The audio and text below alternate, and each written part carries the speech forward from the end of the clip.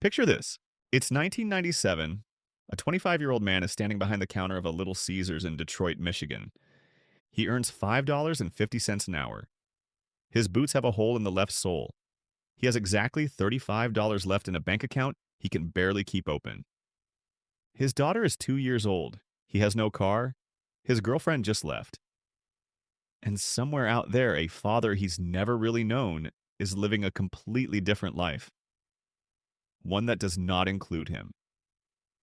He has spent the last 10 years chasing one dream, and every single person in this country's music industry has told him the same thing. No. 1 year from this exact moment, that same man will sell 500,000 records in a single week. 15 years, he will have sold 220 million records worldwide. He will win 15 Grammy Awards, 2 Academy Awards, and be named by critics, by peers, and by history the greatest rapper who ever lived. His name is Marshall Bruce Mathers III. The world knows him as Eminem, and this is the story they never fully told you. To understand Eminem, you first have to understand Detroit. In the 1970s and 1980s, Detroit was in free fall. The auto industry was collapsing, factories were closing, entire neighborhoods were rotting from the inside out. Block after block of homes, boarded up and forgotten. This is the city Marshall Mathers was born into on October 17th, 1972, in St. Joseph, Missouri. But Detroit is where he was forged. His mother, Debbie Mathers, was barely holding herself together. She struggled with addiction. She struggled with instability. She moved the family constantly, sometimes across town, sometimes across state lines, chasing something that never seemed to arrive. By the time Marshall was a teenager, he had attended more than 20 different schools. 20 schools. Think about what that does to a child. No lasting friendships, no roots, no sense of belonging. Every time he started to feel safe, the floor disappeared beneath him. And then there was his father. Marshall Bruce Mathers II left when his son was 18 months old. No goodbye, no letter, no phone call. He simply walked out and kept walking all the way to California, where he built an entirely new life. Marshall wrote letters as a child. His father never wrote back. The rejection from the one person who was supposed to show up, that wound never healed. And you can hear it if you listen closely in almost every album he ever made. But in the rubble of this childhood, something unexpected took root. Hip-hop. Marshall discovered rap music the way some people discover religion. Suddenly, the world made sense. There was a language for all of this anger, all of this pain, all of this confusion. He was 9 years old when he first heard LL Cool J on the radio. And in that moment, something locked into place inside him. He wanted to do that. He needed to do that. The only problem was, he was a white kid in one of the blackest cities in America. And the world he was about to walk into did not exactly roll out the welcome mat. Marshall began rapping seriously at age 14. Not on a stage, not in a studio. In basements, in school hallways, in the parking lot outside the corner store. He used rap the way other kids use therapy. It was cheaper. And it was his. But stepping into predominantly black rap ciphers as a white teenager in Detroit was not comfortable. It was not safe. He was tested, constantly, challenged, sometimes literally beaten up on the walk home from school. There was a notorious incident at Lincoln High School where he was beaten so badly he suffered a cerebral concussion, and he kept showing up because he didn't have a choice. This wasn't a hobby. This was survival. He began calling himself M and M, a play on his initials, Marshall Mathers, which would eventually evolve into the name Eminem. He dropped out of high school at age 17 after failing ninth grade for the third time. Not because he was unintelligent. The man's vocabulary and internal rhyme structures are studied in universities today. He failed because the system was not built for someone living his life. He began entering local rap battles, and slowly, achingly slowly, he started to win them. The underground Detroit rap scene was brutal. No mercy, no applause for effort. You either destroyed your opponent or you went home embarrassed. Marshall never went home embarrassed. He developed an alter ego called Slim Shady, a character who could say the things Marshall Mathers was too careful to say. edgier, darker, completely unfiltered. Slim Shady was a mask, but behind the mask, Marshall was pouring in every drop of real pain he had ever felt. He made a demo tape in 1996 called the Slim Shady EP.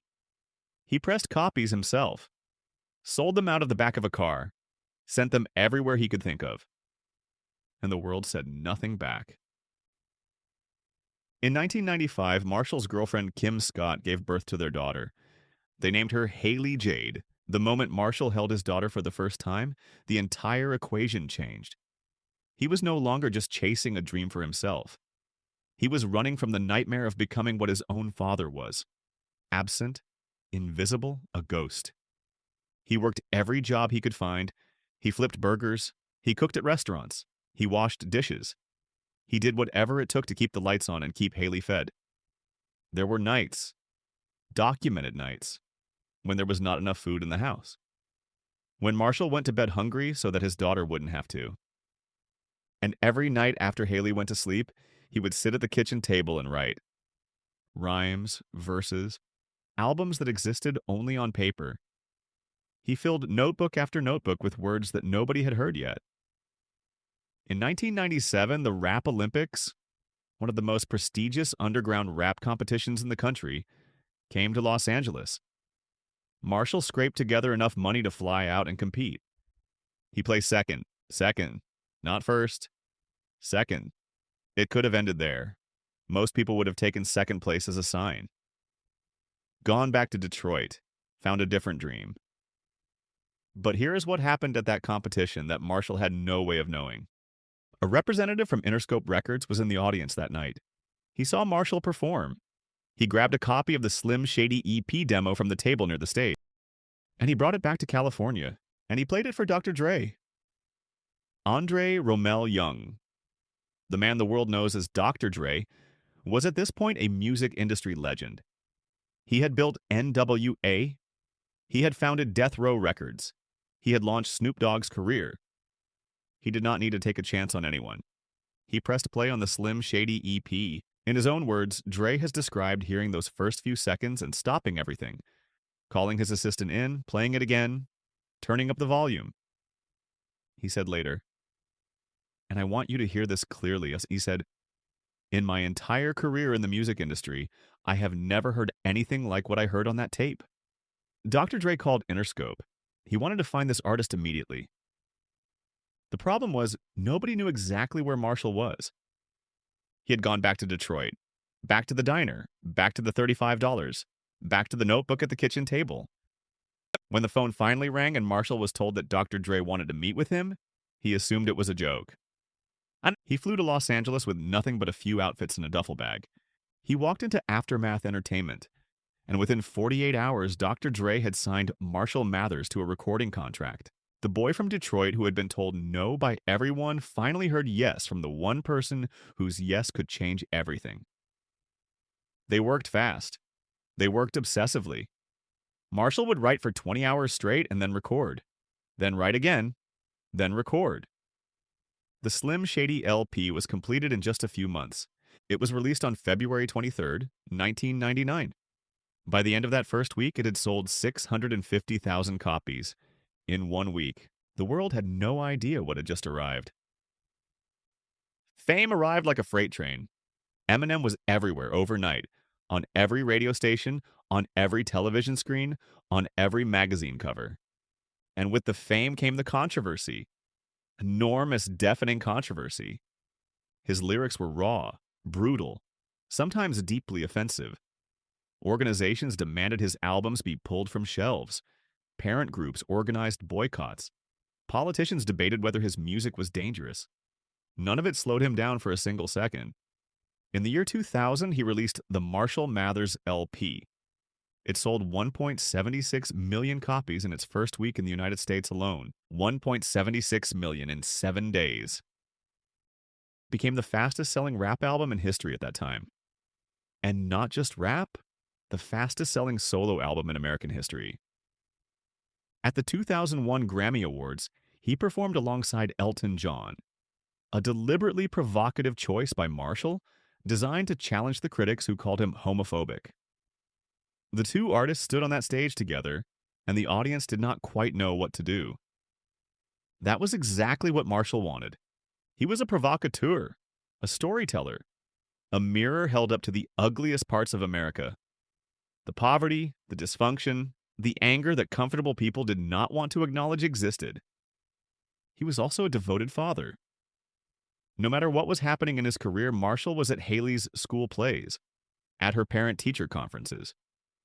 He eventually gained full custody of his niece Elena and his other niece Stevie as well. This is the contradiction that the media could never quite figure out. The most controversial man in American music was, at home, just a dad trying to do right by his kids. Nobody talks about this chapter the way it deserves to be talked about. By 2005, Eminem was the biggest selling artist on the planet. He had more money than he could ever spend, more fame than he had ever imagined, and he was quietly, invisibly falling apart. It started with sleeping pills, then prescription pain medication, then more of it, and more. The music industry is a machine that never stops. Tours, albums, press, appearances. It grinds people down. And Marshall, who had built everything on the foundation of his pain, found that success had taken away the one thing that had always fueled him: the hunger. And then on April 11th, 2006, the hunger was replaced by something far worse. His best friend, Deshaun Holton, the man the world knew as Proof, the heart of the group D12, was shot and killed in a Detroit nightclub. Marshall has described this as the moment his world went completely dark. Proof was not just a collaborator, he was the person who had believed in Marshall first, the person who had brought him into the Detroit rap scene when no one else would, the person who had stood next to him through every rejection, every failure, every sleepless night. He was gone, in an instant, irreplaceable. Marshall's addiction accelerated into free fall. He has spoken openly about what those years were like: waking up and not knowing what day it was, not being able to write, not being able to perform, not being able to feel anything except the weight of grief and the pull of the pills. In December of 2007, Marshall Mathers was rushed to a hospital. He had overdosed on methadone. The doctors told him he had come within 2 weeks of organ failure. 2 weeks. He was 35 years old, and he was barely alive. The man who had climbed out of poverty on nothing but pure will had almost been destroyed. Not by the people who rejected him, but by the weight of the life he had built for himself. There is something almost unbearable about that. Rehabilitation was not easy or poetic. It was slow, painful, and unglamorous. Marshall has described the early months of sobriety as some of the hardest of his life. Harder, he has said, than any of the poverty. Because at least in poverty, his mind was clear. He had to learn how to exist again without the chemicals that had become his entire nervous system. He had to learn how to sleep, how to eat, how to sit quietly with himself without wanting to run. And he had to learn how to write again. In 2009, he released Relapse, a first step, imperfect by his own admission, but a step forward. Then in 2010, he released Recovery. Recovery is perhaps the most honest album Marshall Mathers ever made. Not the most technically complex, not the most commercially crafted, but the most honest. It was a public letter to everyone who had watched him fall apart, an acknowledgement of every mistake, a declaration that he was still here. Recovery became the best-selling album in the entire world in 2010. Not just rap, not just America, the entire world. He was back. What followed over the next decade was extraordinary, even by Eminem standards. In 2014, he released a song called Rap God, a track in which he rapped so fast that it broke the world record for the most words ever delivered in a single charting song. 1,560 words, in 6 minutes and 4 seconds. He became the first rapper ever to have 9 consecutive #1 albums on the Billboard 200. In 2015, he was inducted into the Rock and Roll Hall of Fame. And in 2024, 25 years after the world first heard the Slim Shady LP, Marshall Mathers released The Death of Slim Shady, a concept album in which he symbolically retired the alter ego that had launched everything. The lead single, Houdini, debuted at #2 on the Billboard Hot 100. his highest chart position in over a decade. He was 51 years old, and he was still at the very top. Here's the final accounting: 220 million records sold, 15 Grammy Awards, 2 Academy Awards, billions of streams, a legacy that will outlast every single person who ever told him no. But none of those numbers are what matters most about this story. What matters is this: a boy who was abandoned by his father chose to be present for his daughter every single day. A teenager who was bullied and beaten for daring to stand in a room where people thought he didn't belong became the defining voice of that entire art form. A man who was told he was too white, too poor, too broken, too much, took every single one of those words and turned them into fuel. And a person who nearly died in a hospital bed at 35 got sober, rebuilt himself from the ground up, and came back to prove that the story was not over. Marshall Mathers did not succeed because life was easy. He succeeded because life was almost impossible, and he refused to stop anyway. There is a reason his music still resonates, a reason that a song he recorded 25 years ago can make a 20-year-old feel seen in a way that nothing else does. Because underneath the persona, underneath the controversy, underneath the records and the awards and the stadium tours, there is just a kid from Detroit sitting at a kitchen table with a notebook, trying to find the words for a pain he has no other way to express, and finding them every single time. If you take one thing away from this story, let it be this: the world will tell you who you are. It will tell you what you're worth. It will tell you which rooms you're allowed to enter and which ones are not for you. Marshall Mathers walked into every room he was told to leave. He stood on every stage he was told he didn't belong on. He spoke in a voice he was told no one wanted to hear. And the world, eventually, listened.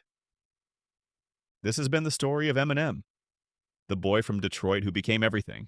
If this story moved you, if it made you think differently about what is possible when you refuse to accept the life the world has planned for you, share it with someone who needs to hear it today. And if you want more stories like this one, stories of real people who climbed out of the dark, hit subscribe. We have many more to tell. Until next time.